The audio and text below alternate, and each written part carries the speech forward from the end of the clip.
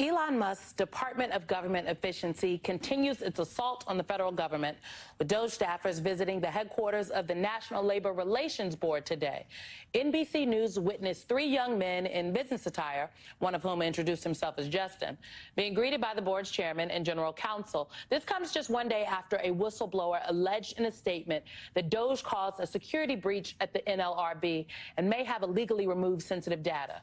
The whistleblower is a cybersecurity specialist, and they made the allegations in a sworn declaration submitted to members of Congress and spoke about coming forward with my colleague, Rachel Maddow. It's really to the point of where I feel like there's a culture of fear in the government right now that we're trying to combat. And by coming forward and standing up, even with this happening, I feel like fear and apathy are the death of democracy. Joining me now is a member of the House Oversight DOJ Subcommittee, Congresswoman Jasmine Crockett of Texas. I see you shaking your head. I mean, I thought it was very chilling. Like, he not only came forward as a whistleblower, he's on national television, understanding that a target has likely just been put on his back, but fear, and he talked about fear and apathy. Congresswoman, just your take on the latest DOJ assault that we are now seeing. Yeah, you know, what I really want people to understand is that this has been painted as Democrats are for, you know, waste, fraud, and abuse, and it's because they are the swamp and that kind of stuff. And I got news for you. The only fraudsters that we see is the one that was actually convicted of fraud in a court, the one who also was found liable as it relates to his businesses for fraud. Him and his goons are the problem in this country right now.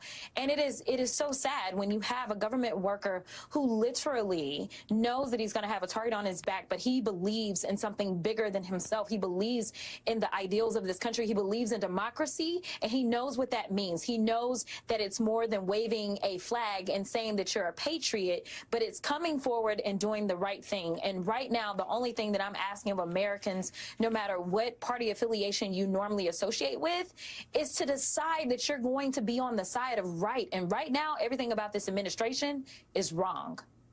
I will note that Elon Musk has a history with the NLRB. It's an independent federal agency, and there were questions and complaints from his employees at SpaceX in 2022. So it all continues to seem to be connected. I don't know if... Please. Yeah, and I don't think that it was just questions or complaints. We know that he was under investigation. And when it came down to the inspector generals, the people that are supposed to make sure that they can be the watchdogs, the impartial watchdogs, this was definitely one of those watchdogs that he wanted to get rid of almost immediately. So we don't have the inspector general that would have been overseeing that investigation, nor any of the investigations around his trashy Teslas either. You know, this is not just, what DOJ is doing is not a Beltway D.C. story, as I think some people on Fox News and some of my Republican friends would like to believe. Even Marjorie Taylor Greene was asked about this in one of her town halls just recently. I want you to take a listen. She read the question, though. She didn't take a live question. We'll see it. Why is MTG supporting Musk and DOJ and the slashing of Medicaid, Social Security offices, libraries, and more? This is outrageous, from Sarah. Well, Sarah, unfortunately, you're being brainwashed by the news that you're watching. Congresswoman. This is coming from someone who clearly reads on a first grade level, so I don't know why she's trying to clown Sarah, who obviously is a constituent of hers. And what's really sad is this is the woman that oversees the subcommittee on DOJ. And when you think about the things that we should be investigating, we've had to have hearings about whether or not we should get rid of Sesame Street. Instead of her calling for, say, a hearing over something like this, where there is a concern about the fact that we may have Russian infiltration. And I don't even know if it's infiltration at this point, because it seems like this administration wants to cozy up to Russia in all ways. And so for all I know, they just gave over the login information because it seems like they really haven't decided that Russia isn't our friend.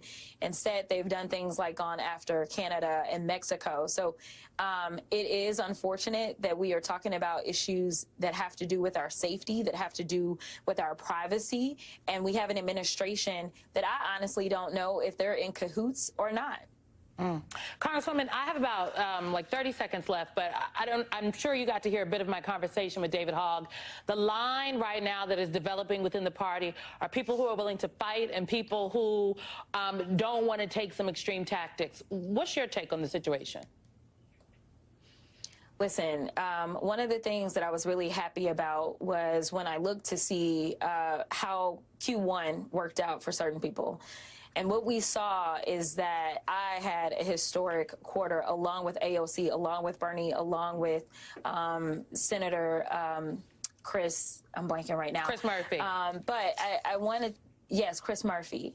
And so what we've seen is that those that were willing to be out front, be vocal, and go head to head with this administration, we can see that the grassroots people, the people on the ground, we weren't getting a ton of money from big donors. I mean, on average, we had small donors that were pouring into us. So I will say that there is agreement that when it comes down to the base and what they're looking for is they're looking for people that will not roll over and act like it's business as usual.